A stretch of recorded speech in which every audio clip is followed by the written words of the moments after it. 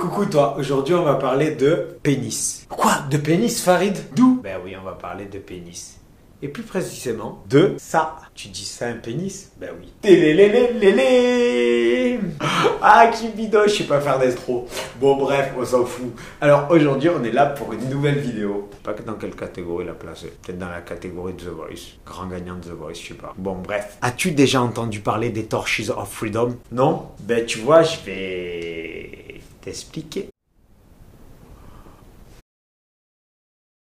En 1928, le président de l'American Tobacco Corporation, George Washington Hill, fait un constat clair et sans appel. Il est tabou pour les femmes de fumer. Ben oui, il est vraiment très tabou à l'époque de fumer pour les femmes. Seuls 5% des cigarettes vendues en Amérique sont achetées par des femmes. Donc ce qui constitue un sacré manque à gagner pour sa société. Partant de ce fait, il engagea Edward Bernays. T'en as jamais entendu parler de ce type? Non, retiens bien son nom. Et si je te disais qu'Edward Bernays n'est autre que le neveu de Sigmund Freud? Oui, Sigmund Freud, le célèbre psychanalyste. Et là, ça titille ta curiosité?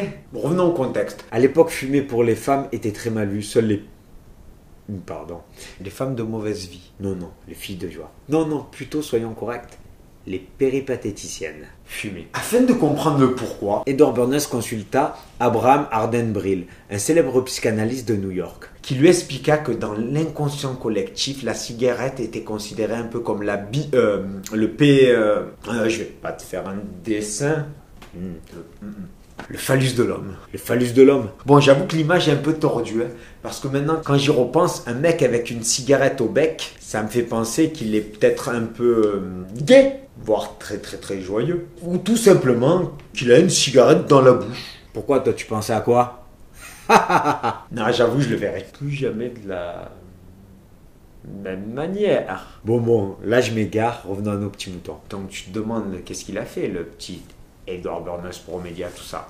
Ben, je vais te le dire. Ayant toutes les cartes en main, grâce à son super ami le psychiatre, Edward Bernays établit un petit projet diabolique et sacrément tordu, mais vraiment pas bête. En 1929, en plein Manhattan, lors de la annuelle Easter Sunday Parade de Pâques à New York, Edward Bernays mit à exécution son plan diabolique, qui donna naissance au street marketing. Il fit défiler une dizaine de jeunes femmes qu'il avait au préalable triées sur le volet, embauchées et briefées par ses soins. Et là, accroche-toi bien. Il leur demanda à son signal de sortir des cigarettes en public et de les fumer. Il n'en resta pas là. Petit coup de génie un peu mensonger. Il avait prévenu à l'avance les journalistes que des suffragettes, si tu préfères des féministes de l'époque, allaient faire un coup d'éclat pendant le défilé. Du coup, tous les journaux de New York étaient présents. Ils étaient tous là. Et quand les journaux leur posèrent la question du pourquoi, elles répondirent parce que. Ah, je rigole. Écoute-moi bien. Elles dirent, nous allumons les Torches of Freedom. Les torches de la liberté. Putain, j'aime bien le dire. Torch of Freedom. Bah, je le dis pas trop bien. Bon, c'est pas grave, on s'en fout.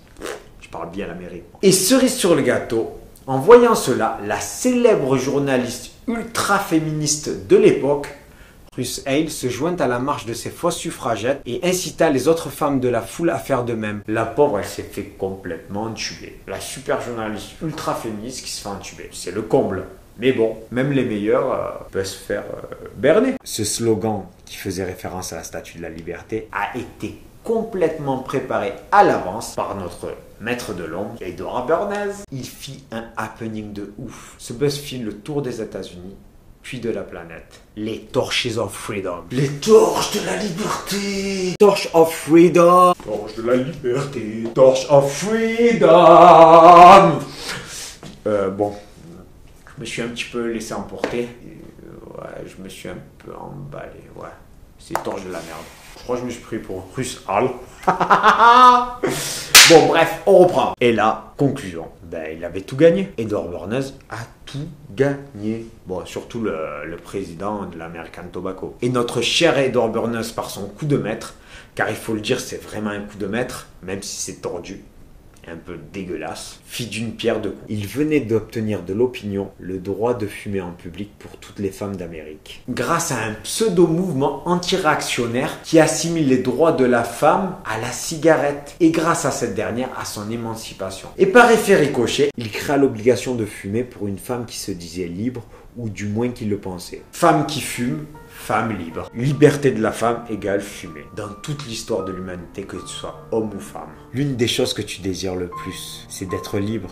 Et tu vas t'accrocher à tout ce qui peut te le faire miroiter. Et ça, notre salopard de Bernays l'avait bien compris et bien avant tout le monde. Bon, petit point d'ironie. Si t'es une féministe en puissance et que tu fumes des cigarettes, en plus de fumer de la merde, rappelle-toi qu'à l'origine, c'est un homme qui a décidé que tu fumerais et un autre qui t'y a incité. Si je devais retenir quelque chose de toi, la femme, tu n'es pas du tout le sexe faible. Tu n'es pas du tout le sexe faible. Mais peut-être que finalement, quand tu veux ressembler à l'homme, tu le deviens. En tout cas, que tu sois homme ou femme, dans chacun de tes gestes, chacune de tes décisions, aussi libre soit-elle, demande-toi toujours s'il n'y a pas un Edward Bernays caché derrière tout ça. Sur ce, je te laisse méditer. À bon entendeur, salut. La cigarette, à bon entendeur, tout doucement, salut. 150 milliards de morts par an. Cette maladie si célèbre et merdique est aussi un crabe astrologique.